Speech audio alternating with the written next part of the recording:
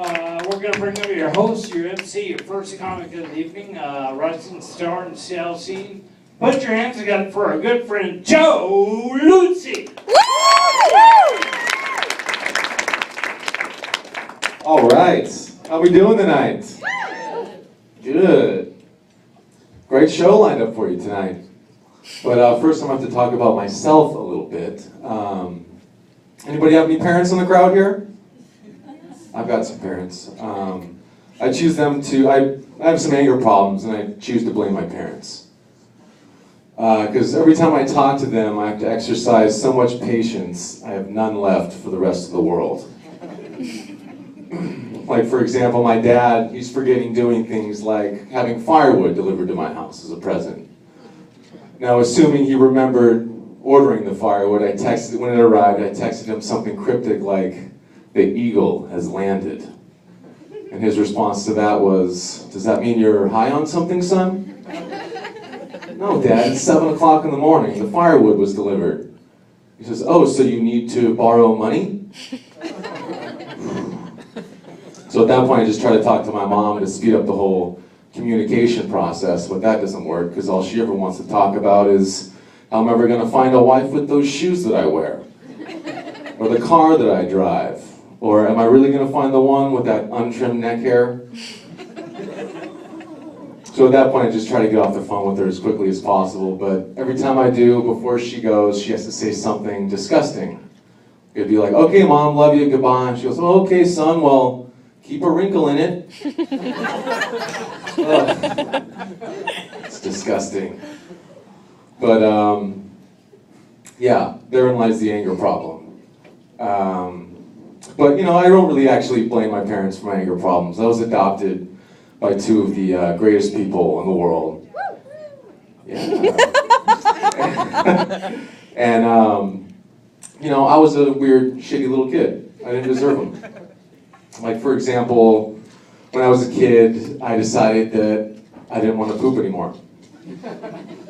I was tired of it.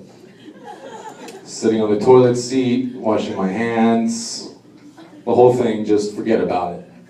Until about 72 hours later when the family doctor's finger was up my butt.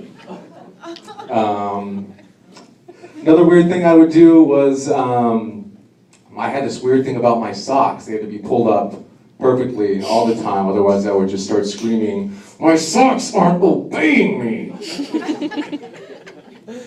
Another thing I did was, I went into the bathroom to brush my teeth with the lights off, and brush my teeth with what I thought was toothpaste turned out to be Preparation H instead. So I always brush with the lights on now. Another weird thing I did as a kid was I was really into wrestling, and I would practice wrestling moves on pillows. And this one afternoon, I decided to, I was having this big wrestling match. I was going to end it by body slamming a pillow 30 feet out of a tree. I get about 25 feet up, branch breaks, I fall, break my arm, and get a concussion.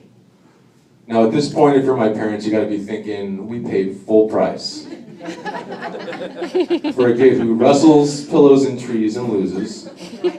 He brushes his teeth with hemorrhoid cream. He screams at his socks all day. And every 6 months we have to take him to the hospital because he decided to stop pooping again.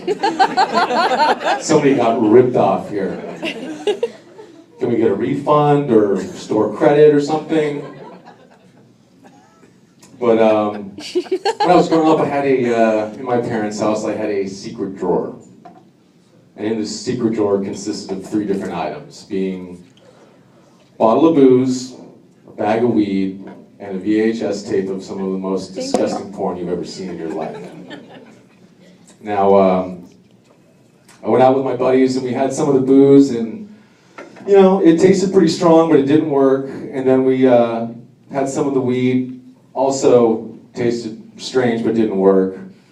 And then I got home, busted out the trusty VHS tape, and it was in that moment that I realized that my parents had found my secret drawer, replaced the booze with vinegar, replaced the weed with lawnmower clippings, and recorded over the VHS tape with a 12-hour NASA launch video. Now, They didn't even say anything. I had to have the balls to walk up to them, look them dead in the eye, and let them know that I know that they know. But actually the most embarrassing part was about a week later when they caught me jerking off to a NASA launch video. But I do have some anger problems. I don't choose to blame my parents. I like to blame the old guys in the gym locker room who feel it's appropriate to blow dry their ball sack in front of everyone. What's happening here? And they do it with so much pride. They put one leg up on the bench like there's some Vikings sailing across the seas with their foot on the bow of the ship and the wind in their balls. Or some perverted version of Captain Morgan. Yo, you got the captain in ya? Well, if the captain is an image of your balls filling up with air haunting you for the rest of the day, then yes, I have the captain in me. We're about I get some road rage, everybody. I think everybody does though, right? Like at the red light, the guy who moves up 1 inch every 5 seconds, stopping and starting, making you think the light keeps turning green and distracting you from texting like everybody else at the red light. What is happening here? This is the same asshole with the family cartoon car stickers, with one for each idiot parent, idiot child, idiot pet, dead idiot pet. I guess this is showing me how many orphans I'm going to make after I sideswipe their car head first into a fucking telephone pole. Yeah. So I recently started dating somebody.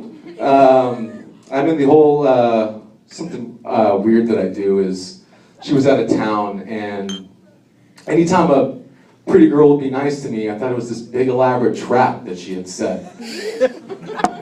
Like I was in line getting a sandwich, and this girl comes and stands next to me, and she goes, "Ooh, the food smells great." I said, "Oh, so how do you know my girlfriend?" Ridiculous. But I'm in the phase of meeting all of the girls' friends right now, which can be great sometimes.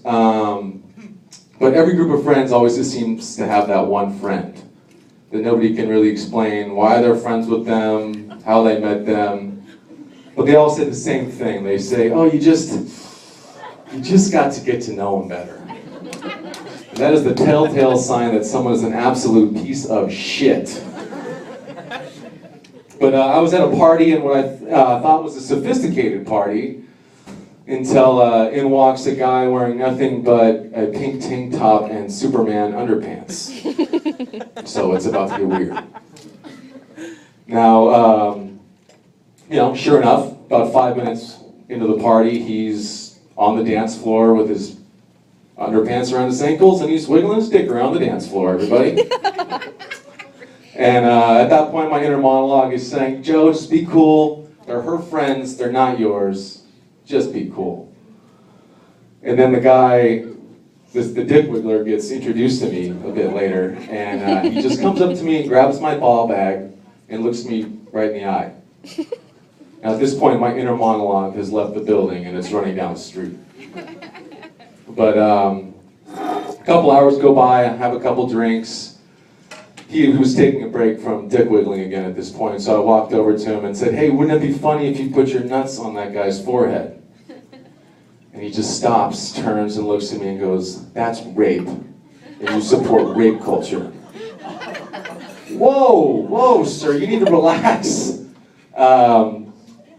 That's ridiculous. And he goes, "No, that's rape, and you support rape culture."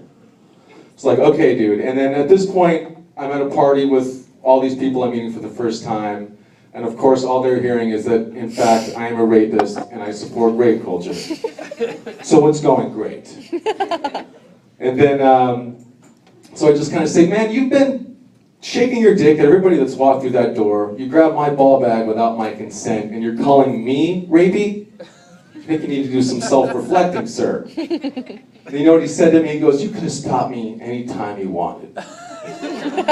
Isn't that exactly what rapists say?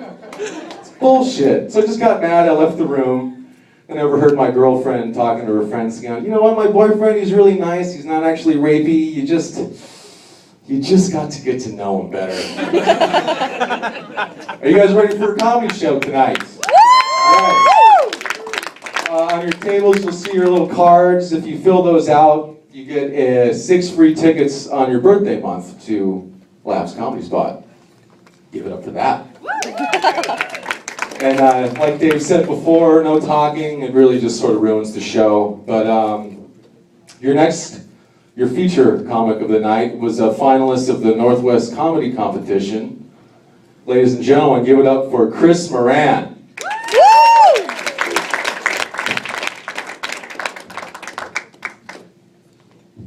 Thanks for getting nice and silent just now. That was good.